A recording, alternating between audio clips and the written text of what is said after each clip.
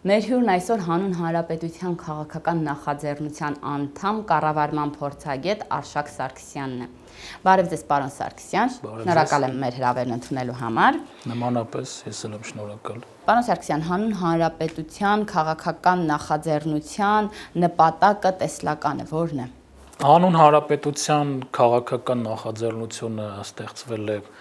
այս տարվա գարնանը ազգային ժողովի անկախ падգամավոր Արման Բաբաջանյանի եւ նրա մի խումբ համախոհ ընկերների կողմից։ Ես ինքս մի փոքր ավելի ուշ եմ միացել նախաձեռնությանը, որովհետեւ հետևելով իրենց գործունեությանը տեսել եմ գաղափարական համընկնումներ եւ մոտիվացված միացել եմ հիմնադիր անդամներին։ Նախաձեռնությունը նպատակ ունի նոր խոսք եւ նոր շունչ մտցնել Հայաստանի քաղաքական դաշտում։ Մենք լինելով խորհրդարանական կառավարմամբ երկիր, չունենք լիարժեք գործող քաղաքական դաշտ, քաղաքական հարաբերությունների մշակույթ եւ մեր քաղաքական ուժերը մեծամասամբ անձակենտրոն կոնկրետ նեղ շահերի ծառայող խմբեր են եղել հիմնականում եւ դա նորմալ է ընկալվել բոլորի կողմից։ Մեր համար գերագույն եւ անարարկելի արժեքներ են Հայաստանի Հանրապետության անկախությունը, Հայաստանի ինքնիշխանությունը, իրավահավասար եւ արժանապատիվ հարաբերությունները հարևան երկրների, դաշնակիցների հետ եւ ամենակարևորը, որը նաեւ մեր քաղաքական նախաձեռնության ստեղծման այսպես մոտիվացիաներից մեկն է եղել, դա 2018 թվականի Թավշյա ոչ բռնի հեղափոխության օրակարգի վերջնական իկատար ածումն է։ Մենք բոլորս, ես սխալված չեմ լինի, եթե այդպես ձևակերպեմ, որ Հայաստանի Հանրապետության բոլոր ազնիվ, չարատավորված, այսպես դրական քաղաքացիները հանդիսանում են Թավշյա հեղափոխության շահառուներ եւ բոլորը այդ ժամանակ ուրախացել եւ ոգեշնչվել են հեղափոխության հաղթանակով, բայց հիմա ավելի քան 2 տարի անցել է եւ կա որոշակի դանդաղկոտություն, որոշակի հապաղում իշխանական թիմի մոտ որոշ կարևոր եւ էական հարցերում նկատվում է պրոֆեսիոնալիզմի պակաս, ավելի շատ քաղաքական կամքի բացակայություն, երբեմն անգործություն, անփութություն ու բազմաթիվ այսպիսի որակումներ կարելի է տալ, մեկը մյուսին լրացնում են, բայց դրանից իրավիճակը չի փոխվում եւ մենք ունենք մտահոգություններ, որ 18 թվականի հեղափոխության ժամանակ հրապարակում ժողովրդին տրված խոստումները եւ ժողովրդի կողմից հեղափոխական թիմի առաջ դրված այդ падգամները ոչ լրիվությամբ են իրականացվում։ Մասնավորապես իր բոլոր թերություններով հանդերձ, օրինակ մենք ունենք շատ են քննադատում ներկա ազգային ժողովի կազմը, որոշ падգամավորների, որոշ խմբերի, այնուամենայնիվ ներկա ազգային ժողովը Հայաստանի պատմության մեջ երբևէ գոյություն ունեցած ամենալեգիտիմ ազգային ժողովն է։ Պիտի դա ընդունենք եւ մեր լեգիտիմ ազգային ժողովում հավաքված падգամավորներին անդադ հիշեցնենք իրենց գործունեության հիմնական նպատակը, ինչի համար ժողովուրդը իրենց մանդատ է տվել եւ գործողել օրենսդիր մարմին։ Իրականացնել այն բարեփոխումները համակարգային, որի արդյունքում մեր երկիրը վերջապես կհայտնվի ճիշտ ռելսերի վրա եւ հաստատուն քայլերով կընթանա առաջ ու մենք իրոք կդառնանք հեղափոխության առաջնորդի մեր վարչապետ Նիկոլ Փաշինյանի ասած ազատ եւ երջանիկ Հայաստանը։ Համակարգային բարեփոխումներ մենք ցավոք դեռևս չենք տեսնում։ Իհարկե, բազմաթիվ դրական գործեր արվում են։ Շատ ոլորտներում շատ դրական փոփոխություններ նկատելի են։ Բայց համակարգը մնում է նույնը, համակարգային փոփոխություններից իշխանական թիմը խուսափում է կամ ձգձգում է, շատ դեպքերում քաղաքական կամքի բացակայություն կա, որոշ դեպքերում դա թիմի եւ կադրերի արհեստավարժության պակասն է։ Ամեն դեպքում այդ մտահոգությունները մենք ունենք եւ դրանից ամենահիմնականը հենց դատական համակարգի բարեփոխումների այսպես արգելակումն է։ Հենց այսօր էլ օրինակ այսպես էլ ազգային ժողովում քննարկումները ընթանում են սահմանադրական դատարանի տեխնացուների առաջադրման եւ իշխանությունը այդ կարևոր մարմինը, որ չէին կարողանում ամիսներով լուծել, կար տարբերակ հանրաքվեով այդ խնդիրը լուծելու, հետո հանրաքվեն չեղարկվեց համավարակի պատճառով եւ նաեւ այլ ճանապարհով լուծումը եկավ Հիմա դատարանակազմության process-ը, որ ամենակարևորն է, եւ պիտի իշխանությունը մեծ զգուշությամբ եւ սրտացավությամբ մոտենա այդ հարցին, բայց տեսնում ենք անփույթ մոտեցում, տեսնում ենք իշխանության կողմից առաջադրված թեկնածուներ, որոնք մեղմ ասած խոցելի են, ունեցել են ոչ ամբասիր անցյալ եւ սահմանադրական դատարանի նախկին անդամներին փոխարինելով այս նոր առաջադրվածներով մենք խոշոր հաշվով որևէ բան չենք լուծում, այսինքն սահմանադրական դատարանի գլխավորությամբ եւ ամբողջ դատական իշխանությունը Հայաստանի Հանրապետության, որ փաստորեն մնացել էր հակահեղափոխության թիմում եւ ծառայում էր հակահեղափոխությանը եւ շատ դեպքերում ընդդեմ էին գնում Հայաստանի պետական շահին, Հայաստանի ինքնիշխանությանը, ես շատ չեմ ուզենա մանրամասնել եւ անուններ տամ, ընդհանուր բոլորի համար պարզ է ինչի մասին է խոսքը։ Այս քայլերով իշխանությունը իր մակերեսային մոտեցմամբ, թեկնածուների ընտրման անփութությամբ մտավախություններ է առաջացնում ոչ միայն մեզ մոտ, որպես քաղաքական նախաձեռնության անդամներ, այլ նաեւ ժողովրդի լայն զանգվածների մոտ։ Հիմնական դատաիրավական բարեփոխումների դանդաղ ընթացքը այս պահին արգելակում է Հայաստանի զարգացումը։ Ունենք լեգիտիմ օրենսդիր իշխանություն, որի արդյունքում ձևավորվել է գործադիր իշխանություն, բայց դատական իշխանությունը դեռևս մնում է հեղափոխական օրակարգից դուրս,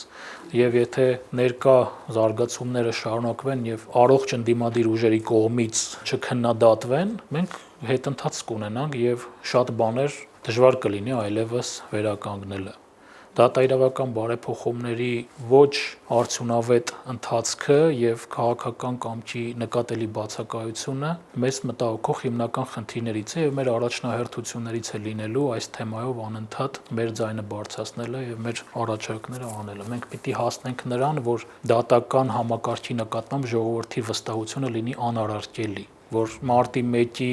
գործով նաև դուժողների իրավահաջորդները, որ օրեր առաջ հայտարարություն տարածեցին, որ իրենք անվստահություն են հայտնում ընթացիկ process-ների նկատմամբ եւ դուրս են գալիս, իրենք նորից հետ վերադառնան։ Պատկերավոր ասած, պիտի հասնել դրան։ Որպեսզի ձեր նախաձեռնության մասին ավելի պատկերավոր կարծիք կազմեն, կխնդրեի նշեք ձեր պլանները, թիրախները, որոնք են։ Այս պահին մեր հիմնական զբաղվածությունը առաջիկայում նպատակ ունենք արդեն ձևավորվել որպես կուսակցություն եւ սեպտեմբերի 21-ին Հայաստանի Հանրապետության անկախության օրը, այդ խորհրդանշական օրը նաեւ մենք նշանակել ենք մեր ապագա կուսակցության հիմնադիր համագումարը եւ հանուն Հանրապետության քաղաքական նախաձեռնությունը այդ օրվանից արդեն կհայտարարվի որպես կուսակցություն եւ ավելի ակտիվ կսկսենք զբաղվել քաղաքականությամբ։ Մինչ այդ հիմնադրվելուց հետո վերջին ամիսներին ունեցել ենք բավականին ակտիվ գործունեություն, նախաձեռնության անդամներով շրջել ենք Հայաստանի Հանրապետության տարբեր համայնքներով, փորձել ենք գույքագրել համայնքներում առկա խնդիրները, ընդհանուր առմամբ ինչի համար է այս ամենը։ Դրանից բացի նաև կոնկրետ հատուկ շեշտադրում ենք արել սահմանամերձ համայնքների վրա, որովհետև սահմանապահ գյուղերը, սահմանապահ եւ սահմանամերձ այդ հասկացություններ կան,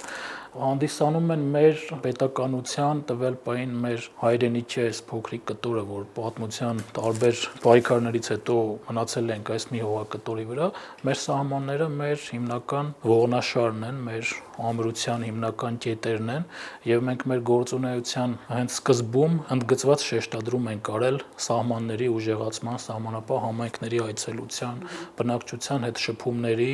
եւ սահմանապահ համայնքներում առկա հիմնախնդիրները գույքագրելու եւ հնարավորության սահմաններում նաեւ լուծումներ տալու համար։ Այ գույքագրված խնդիրների լուծման առաջարկներ ունեք, որոնք են։ Խնդիրները բազմաթիվ են ու ոչ միայն սահմանապահ համայնքներում, բայց հիմնական գլոբալ մարտահրավերը մեր համայնքների զարգանալու համար դա մարդկանց զբաղվածությունն է եւ գյուղական համայնքներում գյուղատնտեսությամբ զբաղվելու մարդկանց մոտիվացիան։ Այսինքն ստեղծվել է իրավիճակ նախկին ռեժիմի կառավարման տարիներին ավելի քան 20 տարի, երբ ընդհանրապես չի խրախուսվել աշխատանքը, բարիք ստեղծելը։ Մարդկանց պարզապես պրոպագանդվել է, որ դուք պարտադիր չի, որ զբաղվեք անասնապահությամբ, այգեգործությամբ, հողագործությամբ, կարող եք ոչնչով չզբաղվել եւ ստանալ գործազրկության կամ աղքատության նպաստներ, ու մարդիկ ստիպված վաճառել են իրենց կովը, մորթել են իրենց գառներին, չեն զբաղվել բուսաբուծությամբ, որպեսզի չզրկվեն այդ նպաստերի համակարգի շահառու լինելուց։ Ու այլ կերպ ասած, նախ հեղափոխությունից առաջ նախկին իշխանավորների կողմից բարձրագույն առումով հենց պետության կողմից հովանավորվել է ծուլությունը, խրախուսվել է ծուլությունը, ոչ մի ձև չի ռոպագանդվել աշխատանքը, բարիք ստեղծելը եւ գյուղում ապրելը, գյուղական համայնքներում ապրելը ոչ թե դիտվել է որպես հնարավորություն, որպես բարիք ստեղծելու, բարենային անվտանգության մասնակի պահանջներ բավարարելու հնարավորություն, այլ միշտ ասոցացվել է հետադիմության հետ, խեղճության հետ, աղքատության հետ, կարիքավորության հետ, որպեսզի մարդիկ չունենան հոգեբանական բարձր պահանջմունքներ, ստիպված լինեն միշտ զբաղվել հացի խնդիր լուծելով եւ այդ ընթացքում նաեւ այսպես կոպիտ ասած բուծվել եւ ներդրվել է բարերարի ինստիտուտը ողջ երկրով մեկ ու ժողովրդի մեջ որ միշտ պիտի լինեն բարերարներ, պիտի օգնեն, պիտի կան, ձեռք մեկնեն ու մարդը յուղաբնակ կամ քաղաքաբնակ Հայաստանի Հանրապետության քաղաքացին ինքն իրենով անզոր ոչինչի ստեղծելու հնթունակություն չունեցող մի երևույթի են վերածել, որ մարդիկ պահանջմունքներ չունենան ավելի բարձր եւ բացի այդ ընտրությունից ընտրություն կախված լինեն տեղական, լոկալ տարբեր տրամաչափի գործիչներից, որոնք եղել են նախկին ռեժիմի կցորդներ ու ընտրակաշառքով, այլ մոտիվացիաներով, այլ դիվիդենտներով մշտապես կախվածության մեջ լինեն եւ որևէ կերպ վտանգ չսպառնան իշխանության այդպես սահուն փոխանցման համար ռեժիմի տարբեր հատվածների միջև։ Այդ խնդիրը լուծելու հիմնական որպես ուղղություն, իմ կարծիքով, դա մարդկանց մոտիվացնելն է, որ հենց գյուղում ապրելը դա ոչ թե անբախտություն է կամ վատ վիճակում հայտնվելը, այլ գյուղում ապրելը դա հնարավորություն է։ Եթե դու գյուղում ես ապրում, դու ի տարբերություն քաղաքում ապրող Հայաստանի Հանրապետության քաղաքացու ավելի մեծ հնարավորություններ ունես ինքնաբավ լինելու, ապրանքներ արտադրելու, ծառայություններ մատուցելու, իսկ դրա ավելի առարկայական լուծումը, որ պետության կողմից ստեղծվի այնպիսի միջավայր, թե օրենսդրական կարգավորումներով, թե վարչարարությամբ, թե հարկային արտոնություններով կամ ժամանակավոր կամ հիմնական այնպիսի լուծումներով, որ գյուղացու արտադրած ցանկացած բարիք կլինի պտուղ բանջարեղեն, կլինի մսամթերք, կլինեն այլ ապրանքներ։ Դրա գնորդները շահեկան դիրքում լինեն, այսինքն բոլոր այն գործարարները, որոնք կարողանում են գյուղացուց ձեռք բերել նրա արտադրանքը, նրանք պիտի ուժեղ ընդգծված մոտիվացիա ունենան եւ պետությունը դրանով պիտի զբաղվի։ Դա կարող է լինել հարկային արտոնություններ, ժամանակավոր կամ ոչ ժամանակավոր, ասենք եթե պիտի գործարան կառուցվի որևէ համայնքում, մթերքներ վերամշակող, հողակտորի տրամադրում կամ որոշակի հարկերի կամ այլ պետական տուրքերի զեղչեր կամ բացակայություն, որպեսզի գումար ունեցող գործարարը թողնի քաղաքում իր բիզնեսի մի մասը կամ իր ազատ միջոցների մի մասը տանի եւ ներդնի որևէ գյուղական համայնքում եւ հատկապես ճիշտ կլինի սահմանապահ համայնքների վրա շեշտադրում անել։ Այդ պարագայում գյուղաբնակ մեր հայրենակիցները ստիպված չեն լինի, օրինակ բոլորդ էլ տեսած կլինենք, որ մարդու կին ընտանիքով հաճախ ասենք տարեց որևէ ճիսախարխուլ մեքենայով պատտվում են քաղաքներով ու փորձում են իրենց արտադրած մթերքը վաճառել։ Գյուղացին պիտի արտադրի ու ինքը արդեն իսկ երաշխավորված գնորդներ ունենա։ Ինքը պիտի որոշի ում վաճառի սուպերմարկետների ցանցերին, հյուրանոցա ռեստորանային բիզնեսի ներկայացուցիչներին, վերավաճառողներ, մանրածախ կամ մեծածախ։ Այսինքն ինքը պիտի ստիպված չլինի այդ մանր առևտրով զբաղվել եւ դաշտում տկնելով, աշխատելով, դրանից հետո նաեւ քաղաքում փորձի մանրածախ առևտրով զբաղվել, որպեսզի ինչ որ հարց լուծի։ Եթե գյուղացու արտադրանքի գնորդի, գյուղացու արտադրանքը ձեռք բերողի կլինի, դա արտահանման նպատակով, վերամշակման թե այլ։ Երբ որ այդ երաշխավորությունը կա, գյուղացին արդեն ինքը շահագրգռված է որակյալ մթերքներ, որակյալ ապրանքներ արտադրել։ Մենք օրինակ եղանք սահմանապահ Այգեձոր համայնքում, Տավուշի մարզում, որը շատ մոտ է առաջնագծին, բայց այդ գյուղը էականորեն տարբերվում էր բազմաթիվ այլ գյուղերից, որովհետև գյուղում կար նորմալ գործարան վերամշակող, ճիշտ է, այդ գործարանը պետական աջակցությամբ չէր կառուցվել, այլ տվյալ գյուղի բնակիչներ էին, որոնք արտերկրում ունեցել էին բիզնես հաջողություններ եւ իրենց գյուղում եկել ներդրում էին կատարել, բայց իրենց ներդրումը բարեգործություն չէր, բարերարություն չէր, դա բիզնես էր եւ որը զարգացնում է եւ գյուղը եւ զարգացնում է ներդրողներին։ Այդ գյուղում մենք շատ դժվար էինք մարդ տեսնում, որտեղ բոլորը աշխատում էին իրենց այգիներում, իրենց դաշտերում։ Մենք օրինակ փորձում ենք նաեւ ազգաբնակչության հետ հանդիպումներ ունենալ։ Կոնկրետ Այգեձորում բավականին դժվար էր ազատ մարդ գտնել եւ շփվել, որովհետեւ բոլորը զբաղված էին եւ մարդկանց մեջ նաեւ առաջանում է մրցակցություն, այսպես դրական մրցակցություն, որ իրենք փորձում են ավելի լավ, ավելի որակյալ մթերք արտադրել, որպեսզի գործարանը հենց իրենցը ընդունի կամ իրենցը ավելի բարձր գնով ընդունի եւ միայն իրենց տարածքից չէին, իրենք Այգեձորից նաեւ գալիս էին Արարատյան դաշտի գյուղերից այլ կուլտուրաներ էին ընդունում, որոնք որ տվյալ տարածաշրջանում չի մշակվում։ Սա ոչ միայն բերում է գյուղացիների մոտ փողի շրջանառության ավելացման, եկամուտների ավելացման, գնողունակության ավելացման, ընդհանուր որը բերում է իր հետ նաև հոգեբանական ազդեցություն։ Մարդիկ ավելի բարձր տրամադրություն ունեն, ավելի ուրախ են, ավելի երջանիկ են եւ նաև պարենային անվտանգության հարց է։ Մեր երկիրը փոքր երկիր, ոչ այնքան բարյացակամ հարևաններով շրջապատված, մենք մշտապես ունենք այդ մեկուսանալու վտանգը։ Մենք չավարտված պատերազմի մեջ ենք մեր հարևանների հետ եւ պարենային անվտանգությունը եւս մեզ համար պիտի կարևորագույն խնդիր լինի եւ անընդհատ պետությունը տարբեր գործիքների կիրառմամբ, իսկ դրանք ինչ-որ հեծանիվ չեմ հայտնագործում, բազմաթիվ մեթոդներ կան դրա համար, որ պետությունը խթանի այդ վերը նշած խնդիրների զարգացումը, որ հնարավոր չի մեր տիպի երկրում միայն զարգ տալ բարձր տեխնոլոգիաներին, միայն տեղեկատվական տեխնոլոգիաներին, իհարկե դա լավ է, դա շատ գովելի է, բայց չեն կարող բոլորը զբաղվել ծրագրավորմամբ։ Եթե բոլորը օրինակ չէ, ասեք խրախուսվում է անդադ այդ ռոպագանդան, որ զբաղվեք, չեմ, նոր ստարտափներ ստեղծեք, այդ մոդայիկ բազմաթիվ արտահայտություններ ու թրենդային թեմաներ կան, որ հիմա ամենուրեք ռոպագանդվում են նաև հեղափոխական իշխանության կողմից։ Բայց եթե բոլորը օրինակ նստեն ու սկսեն զբաղվել բարձր տեխնոլոգիաներով, ծրագրավորմամբ, չնեմ, հավելվածների ստեղծումով, բա ինչ պիտի ուտի ժողովուրդը։ Այսինքն գյուղում ապրելը պիտի լինի հնարավորություն մարդկանց համար, գյուղում ապրելը պիտի չդիտվի որպես հետադիմություն, աղքատություն, խեղճություն, հակառակը գյուղում ապրելը հնարավորություն է եւ գյուղում ապրելը պատվաբեր է, որովհետեւ դու ստեղծում ես բարիքներ եւ մասնակցում ես քո երկրի պարենային անվտանգության քո բաժինը ապահովելու։ Այ հետաքրքիր է ձեր նախաձեռնության դիրքորոշումը հասարակական հնչեղություն ունեցող խնդիրներին։ Օրինակ, ամուսարի հետ կապված ինչ դիրքորոշում ունեք։ Ամուսարի հետ կապված մեր նախաձեռնության դիրքորոշումը միանշանակ է, ու մենք դեմ ենք հանճի շահագործմանը եւ ոչ միայն բնապահպանական առումով, հիմնական պատճառը պարզ է որ դա է, որտեվ ինչքան էլ երաշխավոր են, որ անվտանգ է, ամենաառաջադեմ եւ բարձր որակավորում ունեցող մասնագետներն են լինելու, առաջադեմ տեխնոլոգիաներ են այդտեղ կիրառվելու հանքարդյունաբերության։ Միևնույնն է, մեր երկրի ռելիեֆը, մեր սեյսմիկ ակտիվ բարձր լեռնային այդ հատվածներում ոչ մի բանի երաշխիք չկա։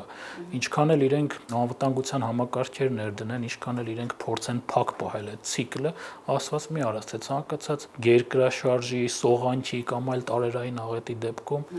որևէ դրենաժ, որևէ խողովակ տեղահան եղավ, արդեն անկառավարելի ձևով այդ վնասակար թափոնները կհայտնվեն այնտեղ, որտեղ որ պետք է չհայտնվեին։ Ու դրանից հետո արդեն էական չէ, ով պատասխանատվություն կկրի, ով ինչ կբացատրի, կունենանք արդեն աղտոտված ջրեր առողջարանային քաղաքում եւ այստեղ խնդիրը ոչ այնքան ջերմուտի առողջարանային քաղաք մնալու եւ իր այդ հանքային ջրերի անաղարտ մնալու պահն է, այլ նաեւ որ կա ռեալ վտանգ, որ այդ աղտոտված ջրային հոսքերը կլցվեն Սևանա լիճ ու դա Հայաստանի վերջն է։ Եվ չեմ կարծում, որ այնպիսի ներդրման եւ այնպիսի տնտեսական էֆեկտի մասին է խոսքը, որ պիտի այդպիսի բաների վրա աչք փակել։ Միանշանակ մեր դիրքորոշումը, որ ամուրսարը պետք է մնա սար եւ բնապահպանական բաղադրիչը մի կողմ, նաեւ գիտենք, որ ամուրսարի ներդրումային ծրագիրը բավականին մութ կողմեր ունի։ Դա 12-13 թվականներին ինչ իրավիճակում է կնքվել, մենք չգիտենք ովքեր են իրական շահառուները, պարզ է, ակնհայտ է, որ այդտեղ բազմաթիվ կոռուպցիոն սխեմաներ են գործել, բազմաթիվ անօրինականություններ են եղել, պիտի այդ ամենը պարզվի, ես որևէ մեկի անմեղության կանխավարկածը չուզենալով խախտել, բայց այդ մտավախությունները բոլորի մոտ կան, թե ժողովրդի մոտ, թե մեր շատ գործիչների մոտ պետք է ստեղծվի հանձնաժողով, կլինի դա ազգային ժողովում, օրինակ ինչպես ապրիլյան պատերազմի հանգամանքներն ուսումնասիրող հանձնաժողովն է, կամ ազգային ժողովում, կամ այլ հարթակում։ Պետության դերը այստեղ այն պիտի լինի, մեր կարծիքով, որ մանրամասն քննարկվի, մանրամասն ուսումնասիրվի այդ տարիներ առաջ այդ գործարքի ստեղծման պատմությունը իրական շահառուներին, իր բոլոր բաղադրիչներով, երբ որ այդ ամեն ինչը կպարզվի, նոր արդեն կարելի է քննարկել, թե ով ինչի համար է պատասխանատու, ով ում է պարտք, որտեվ հիմա շահարկում են, ասում են, դե չենք կարող թույլ չտալ, որովհետև Լիդիան ընկերությունը կդիմի միջազգային արբիտրաժային դատարան, Հայաստանի Հանրապետությունը վնասներ կկրի։ Հայաստանի Հանրապետությունը բավարար ուժեղություն ունի եւ ունի լեգիտիմ իշխանություններ, ժողովրդի մեծամասնության մանդատը ստացած իշխանություն, որ ամեն ինչ էլ կարող են իրենց թույլ տալ, փորձաքննություններ, հանձնաժողովներ, լրիվ պարզեն այդ ամենը ու հանգիստ կարելի է կարծում եմ այդ հարցը փակել բոլորի համար ընդունելի որևէ տարբերակով։ Խոսքս ֆինանսական փոխադարձ պատասխանատվությունների մասին է, ինչը որ շարքում է, իսկ բնապահպանական առումով միանշանակ, որ չի կարելի մեր պարագայում այդ հանքը շահագործել։ Դա մեր երկրին չի բերելու այնպիսի էական օգուտ տնտեսական, որ հանուն դրա մենք այդ ռիսկին գնանք։ Իսկ ռիսկը միանշանակ կա, դա ոչ մի գիտնական, ոչ մի տեխնոլոգ չի կարող երաշխավորել։